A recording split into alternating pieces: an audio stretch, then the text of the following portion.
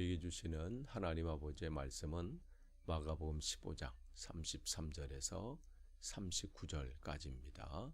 마가복음 15장 33절에서 39절까지 제가 봉독해 드리겠습니다. 난 12시가 되었을 때에 어둠이 온 땅을 덮어서 오후 3시까지 계속되었다. 3시에 예수께서 큰 소리로 부르짖으셨다. 엘로이 엘로이 레마 사막다니. 그것을 번역하면 나의 하나님 어찌하여 나를 버리셨습니까? 하는 뜻이다. 거기에 서 있는 사람들 가운데서 몇이 이 말을 듣고서 말하였다. 보시오, 그가 엘리야를 부르고 있어. 어떤 사람이 달려가서 해면을 신 포도주에 푹 적셔서 갈대에 꿰어 그에게 마시게 하며 말하였다. 어디 엘리야가 와서 그를 내려주나 두고 봅시다. 예수께서는 큰 소리를 지르시고서는 숨지셨다. 그때 성전 휘장이 위에서 아래까지 두 폭으로 찢어졌다. 예수를 마주보고 서 있는 백부장이 예수께서 이와 같이 숨을 거두시는 것을 보고서 말하였다. 참으로 이분은 하나님의 아들이셨다. 아멘. 우리가 계속해서 우리 마가복음 말씀을 나눕니다. 오늘은 15장 마가복음 15장 33절에서 39절이에요. 그러니까 주님께서 빌라도에게 재판을 받으시고 이제 사형 언도를 받으셨죠. 언도를 받고 로마 군인들이 얼마나 큰 희롱을 합니까? 조롱을 하고 모욕을 주고 할 수 있는 모든 것을 다 한 거예요. 그렇게 주님은 십자가에 달리시고 12시에 십자가에 달리신 때가 12시인데 지금 오후 3시까지 온 땅에 어둠이 임했다. 이렇게 한 것을 봐서 예수님의 죽으신 것이 그냥 보통 일이 아니다. 이것을 우리는 직감할 수 있습니다. 그러면서 주님께서 이제 3시에 예수님께서 큰 소리로 부르셨죠. 엘로이 엘로이 라마 사박다니 이렇게 돼 있어요. 엘로이 엘로이 라마 사박다니. 이것은 이제 시편 22편의 말씀을 인용하시면서 나의 하나님 어찌하여 나를 버리셨습니까? 이 부분인데요. 이 말씀은 예수님께서 십자가상에서 제일 처음 하신 말씀이기도 하지요. 참고로 마태복음에서는 마태복음의 저자가 이 유대인들을 대상으로 한 거잖아요. 그래서 이 부분을 엘리라고 표현을 했어요. 그래서 엘리 라마 사박다니. 그러니까 그대로 그 히브리 사람들 유대인들을 위해서 그대로 이 히브리어로 이렇게 썼다면 히브리어로 엘리 라마 사박다니. 그런데 이 마가는 물론 이제 우리가 개역 개정에는 똑같이 엘리 라마 사박다니 이렇게 나오지만 지금 세 번역은 이 원어에 이제 충실을 해서 이 부분은 그 당시 예수님께서 말씀하셨던 그 아람어를 그대로 여기에 이제 기록을 한 거예요. 그래서 엘로이는 아람어예요. 엘리는 히브리어고.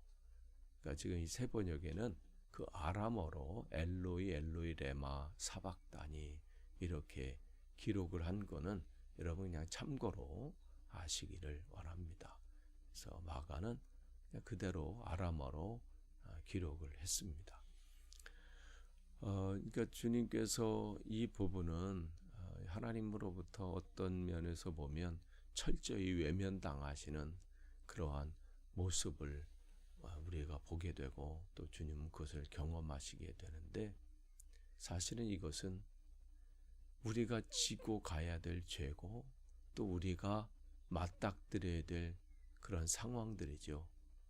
죄의 삭은 사망이라 분명히 말씀하시고 모든 인류가 죄를 범함으로 하나님께 버림을 받아서 영원한 사망에 처해져야 되는 것이 우리들이에요. 그리고 우리들이 또 그 앞에서 이 부르짖어야 될 게 이거죠. 나의 하나님, 나의 하나님, 어찌하여 나를 버리셨습니까? 인간이 자기의 죄는 깨닫지 못하고 자기가 지금 당하는 그 고통만 이 문제를 삼고 그것만 알고 있는데, 우리가 감당해야 될 몫이고 우리가 이러한 나락으로 떨어져야 되는데, 주님께서 우리의 죄를 지시고 우리를 대신해서 우리가 외쳐야 되고 우리가 해야 될 그것들을 말씀하신 겁니다. 우리는 그래서 주님의 은혜 안에 회복이 된 거죠. 그래서 12시에 십자가에 매달리시고 거기서 오후 3시까지 고통스러워한 그러한 시간들을 보내셨습니다. 그래서 어떤 분들은 이걸 이렇게 표현을 해요. 하나님께서 정말 왜 사랑하는 아들이 고통 가운데 있는 것을 왜 마음이 아프시지 않겠어요? 그래서 그 마음 아픈 것 때문에 온 하늘에 어둠이 덮이게 하셨다. 참아볼 수가 없어서 뭐 이렇게 보시는 분도 있습니다. 어쨌든 주님의 마음이 우리를 얼마나 사랑하시는지 이 부분에서 우리는 엿볼 수 있고 충분히 그것을 깨달을 수 있습니다.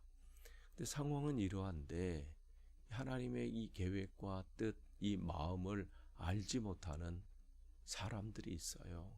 거기 보면 서 있는 사람들 가운데 몇이 이렇게 돼 있어요. 근데 이들은 여기 보니까 이 말을 듣고서 보시오, 그가 엘리야를 부르고 있어, 그렇게 된 거예요. 그러니까 엘로이라고 하는 이 아람어 엘로이, 그러니까 이 단어를 엘리야로 착각을 한 거죠. 그러니까 우리가 예전에는 아니 엘리 라마 사막다니 하는데 왜 엘리야로 잘못 알아듣나 이렇게 되는데, 엘로이라고 주님께서 아람어로 하셨기 때문에 아람어나 히브리어를 잘 모르는 그런 사람들이거나 이거나 뭐 이제 그런 사람들은 헷갈릴 수 있죠.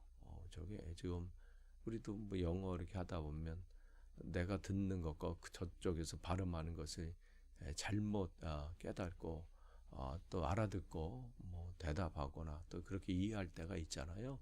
그런 것과 마찬가지예요.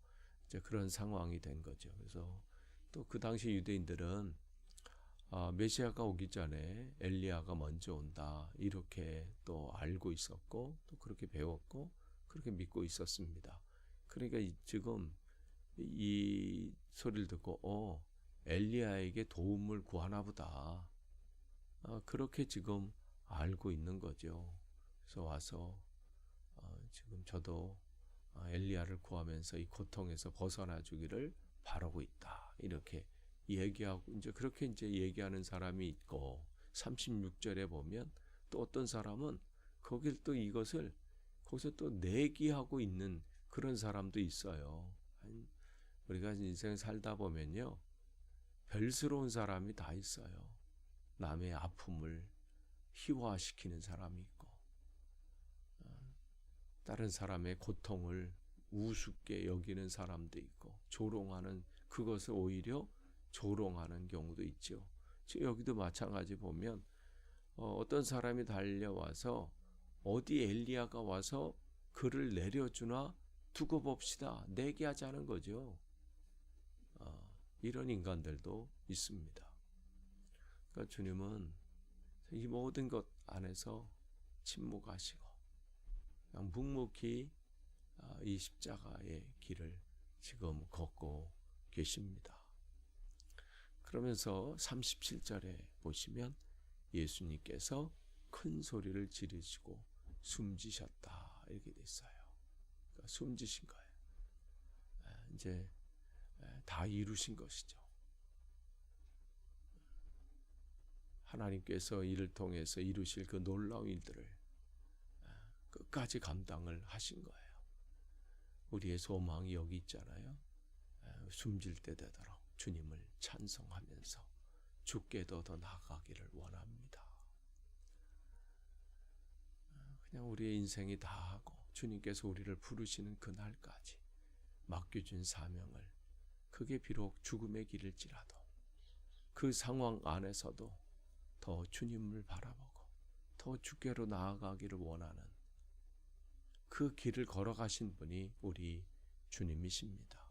그때에 성전의 휘장이 위에서부터 아래까지 두 폭으로 찢어졌다. 이 휘장은 어디 있는 거예요? 성전의 성막에, 성전의 이 성소와 지성소 그 사이를 가로막고 있는 그 지성소, 법궤가 있는 그 지성소는 1년에 한 차례 대제사장만이 갈 수 있는 그곳인데, 지금 이게 찢어짐으로 말미암아 어떻게 해요? 이제는 이 문이 열려진 거예요. 예전에는 우리가 함부로 갈 수 없었던 그것이 예수님의 우리를 위해서 그 죽으심을 통해서 그 문이 열려지고, 더 이상 이제는 대제사장들이 또 구약에 그들이 제사 지내고 그 피 뿌리고 뭐 했던 그러한 것들이 더 이상 필요 없게 됐다. 모든 것 주님께서 한 번에 해결하시고 주님의 은혜로 우리가 담대히 주님께로 나아갈 수 있음을 우리에게 말씀해 주시고 또 그것을 보여주신 겁니다. 이게 또 주님의 큰 은혜지요.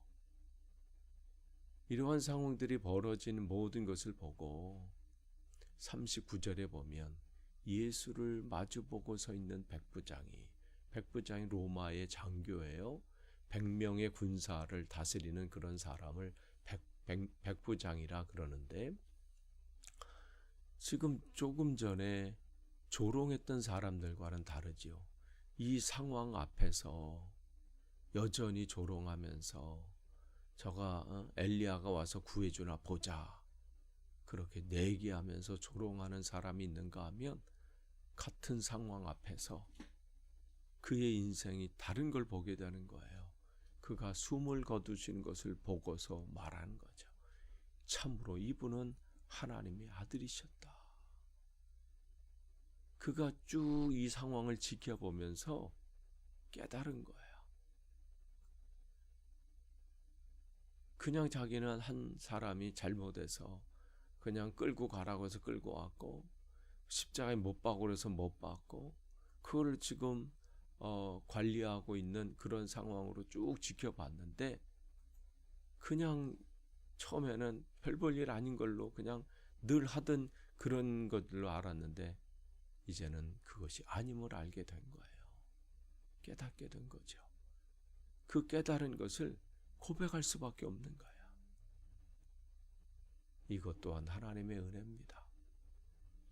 많은 사람들이 주님 말씀 앞에서 주님이 무슨 일을 하셨고 어떠한 상황 가운데 우리에게 다가오셨는지를 보면서도 오히려 그것을 거부하고 조롱하고 그러한 사람들이 있는가 하면 한순간에 그 말씀 앞에 사로잡히고, 그래서 인생이 바뀌고 그의 고백이 달라지고 새로워지는 그러한 인생들도 있습니다. 우리가 바로 이러한 사람들이죠. 우리가 무엇이 간데 그런 고백을 할 수 있게 하십니까? 모든 게 다 주님의 은혜예요. 주님께서 우리를 붙잡으시고 우리에게 먼저 찾아오시고 우리의 눈을 열어주시고 우리의 귀를 열어주셨기 때문에 가능한 것이죠. 여러분, 정말 우리가 주님 앞에 가는 그날까지 우리의 입술의 고백은 바로 이 백부장의 고백처럼 주님이 우리의 구세주이시고 주님이 우리의 그분은 하나님의 아들이셨다, 이러한 고백을 하며 한 걸음 한 걸음 주님께 더 나아가고 주님께 더 가까이 가는 우리들의 삶이 되기를 간절히 축원합니다. 기도하겠습니다. 하나님 감사합니다. 오늘도 또 주님 말씀을 주셨습니다. 이 말씀 안에서 우리가 승리하길 원합니다. 흔들리지 않길 원합니다. 늘 주님을 바라보며 나 같은 죄인을 살리시고 오늘도 은혜를 베풀어 오신 그 주님을 늘 바라보면서 나아가도록 주님이 역사해 주옵소서. 예수님의 이름으로 기도합니다. 아멘.